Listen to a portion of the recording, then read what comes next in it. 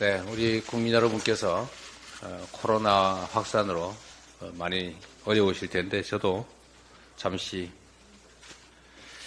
병원에서 좀 쉬었습니다. 참 인생 경제도 그렇고 세상 사는 게 어려운 것 같습니다.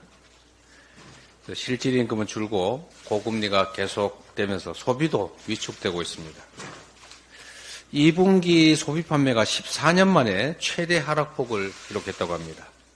추석을 앞둔 국민들의 걱정이 그야말로 한가득입니다. 꽃감, 대추, 밤, 이거 재수가 작년보다 20% 이상 올랐다고 하네요. 정말 문제입니다. 어떤 방법이든지 써서 국민과 공복경제 그리고 민생을 반드시 살려야겠습니다. 우리 민주당이 지역화폐 개정안을 당론 법안으로 추진하겠습니다. 아시다시피 지역화폐는 소비 진작 효과도 있고 적게나마 국민들의 소득 지원 효과도 있고 골목 상권을 활성화하는 효과도 있습니다. 그리고 다시 그게 경제 활성화를 통해서 세수 증가로 이어지는 제 경험으로는 지금까지 만든 여러 정책 중에 가장 효율적인 재정 정책인 동시에 경제 정책으로 판단이 됩니다. 오늘 본회의에서 전세 사기 특별법 같은 민생 법안을 처리하게 됩니다.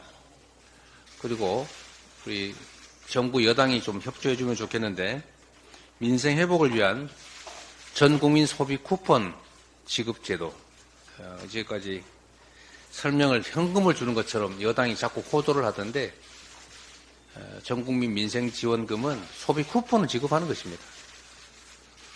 저축도 불가능한 소비 쿠폰으로 소비를 특히 골목 경제를 활성화하자는 것인데 지금이라도 집권 여당이 힘을 보태주시기를 바랍니다.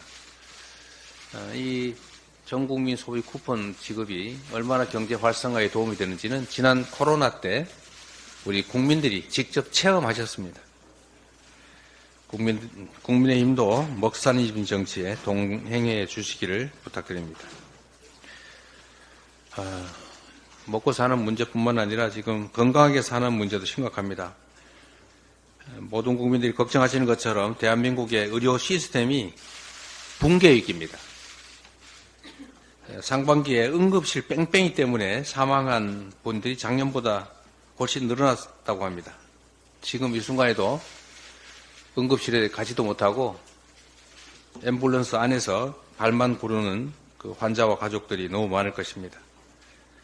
이 정부가 이에 대해서 근본적인 대책을 세우는 게 아니라 경증 환자를 분산하겠다면서 응급실 본인 부담률을 90%까지 인상했습니다. 이게 대책입니까? 차라리 응급실 앞에 경찰 세워두고 검문하는 게 나을지도 모르겠습니다. 응급실 본인 부담금을 올리는 이런 엉터리 대책이 아니라 근본적인 대책을 신속하게 마련해야 합니다. 대화도 하고 소통도 하고 그리고 의사 정원 2,000명 올리겠다. 그 2,000명이 근거가 대체 뭡니까? 2,000자에 집착했다는 그런 이상한 소문까지 있지 않습니까? 그렇게 할 게 아니라 합리적인 계획을 세워서 또 5년 안에 10,000명을 늘리겠다. 이럴 게 아니라 10년간 목표로 좀 분산할 수도 있지 않습니까? 대책은 얼마든지 있을 수 있다. 이 말씀드립니다. 의료대란 대책위회에 박주민 위원장을 중심으로 현황을 정확하게 파악하고 대책을 수립해 나가도록 노력하겠습니다. 오랜만에 왔더니 할 말이 좀 많습니다. 이 딥페이크 성착취물 피해가 심각합니다. 이거는 우리 앞에 도래하는 소위 인공지능 시대의 빛과 그림자 중에 아주 어두운 그림자라고 하겠습니다. 버튼 하나로 인격을 말살하는 딥페이크 성착취물, 이거는 정말로 중대한 범죄라는 인식을 가져야 합니다.